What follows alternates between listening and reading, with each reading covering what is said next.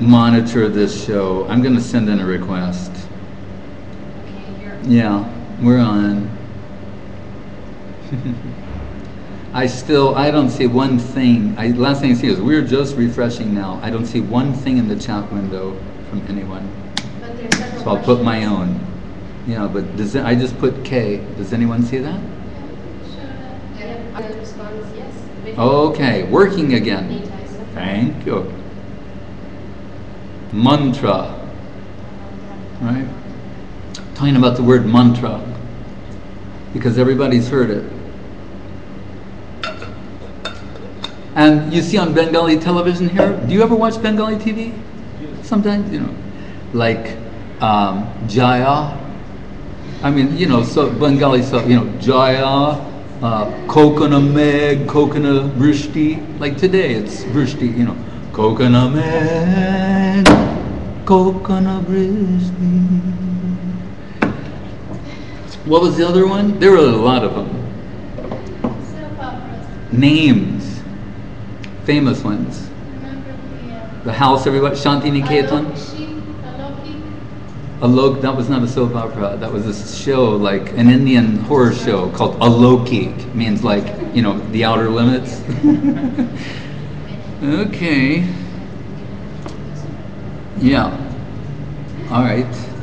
So, what was I going to say? Oh, on those shows, this is when we talk about samskar, which means background, and that's a poor word to translate it, but it means like, in other words, you're reincarnating life after life after life.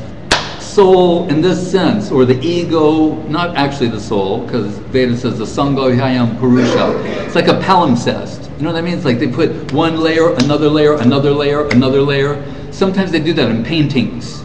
Someone made a painting, and then someone said, "Oh, I'll paint over this." And then someone said, "This isn't good, I'll paint over it." They've even done it to masterworks, actually. But anyway, you get layer after layer after layer after layer. So, samskar is also like mental impressions, right? That are like layer after layer of this covering the soul. Hankara ityam me vina prakritirasthatha, right? So, but the samskar in India is such that here, like, you'll see on even on a soap opera, on a Bengali soap opera, someone seems to be saying the same thing over and over again, like in human relations. Someone becomes like, if I say a broken record, people go, "What's that?" All right, so say, a CD that's, like got a spot and go, and they go, "What's that?" So we have to go more and more and more, anyway.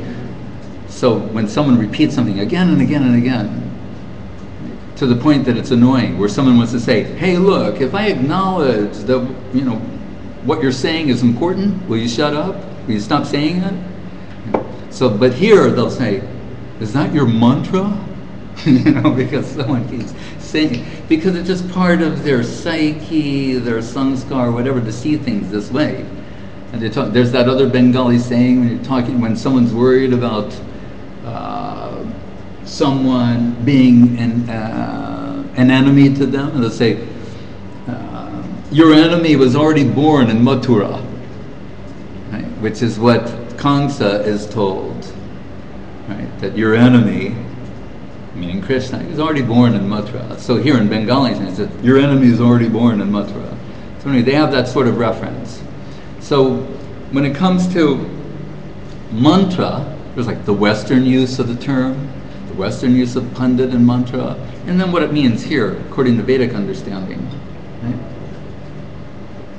And what do we mean by Veda? It's what is known as revealed truth. Right?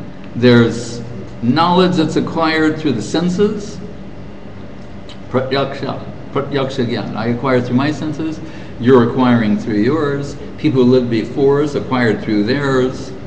We'll like Google the past and present and then see how many hits we get on a particular subject. That's one approach. That's not the Vedic approach. Is to just the sum total of human knowledge, and we'll somehow generate an answer from that that's beneficial. That may be good if you're trying to find the cheapest rates for a ticket to India. You know, I mean, I'm not saying it doesn't have its value, right? Or other things. I'm not limiting it to that. But when we want to educate ourselves beyond the plane of mundane experience and what can be known, another method is adopted, and that means of the revealed truth, and that's amnaya prahattattvam, descending knowledge, not, what did I say once? Pluralistic, ascending, pluralistic, democracy, right? But descending autocratic theocracy. And some people are like, whoa! Big knee jerk, whoa! But before we go, whoa!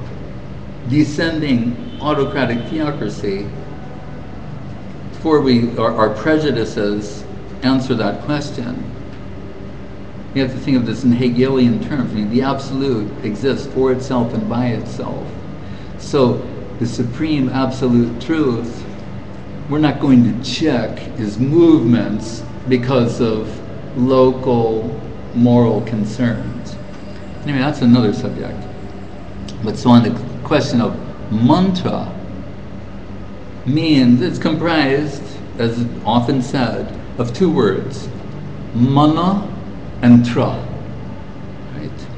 So mon means the mind.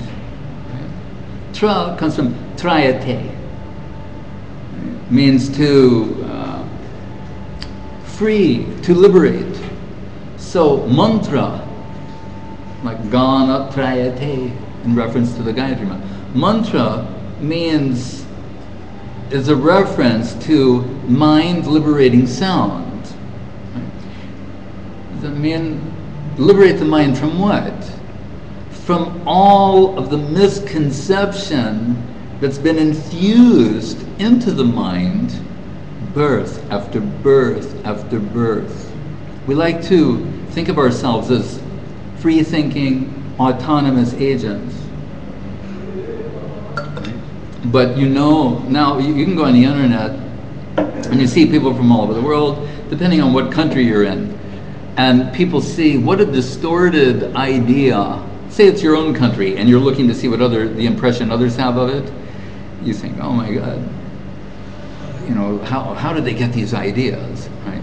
Everybody thinks that. Everywhere I've been, everybody thinks the exact same thing. They think that everybody in the rest of the world has a distorted idea of what life is really like in their country. And then they have so many local standards about what's good, what's bad, what's desirable, what's undesirable. So, why was I saying this? Because, to free the mind from what? Prejudices. As liberal and autonomous thinking, free thinking, educated, literate, or just like a cool person you think you are. Okay? We have so many acquired prejudices, the depth of which may be unknown. To what degree we're under the influence of misconception, endless varieties of misconceptions.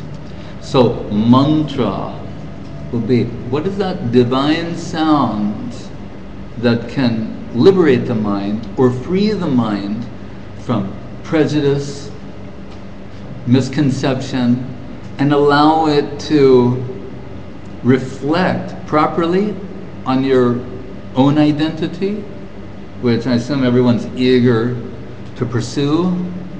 Right? We want to understand who we are really, what is our purpose, right? Gives meaning to our existence, how to organize our lives.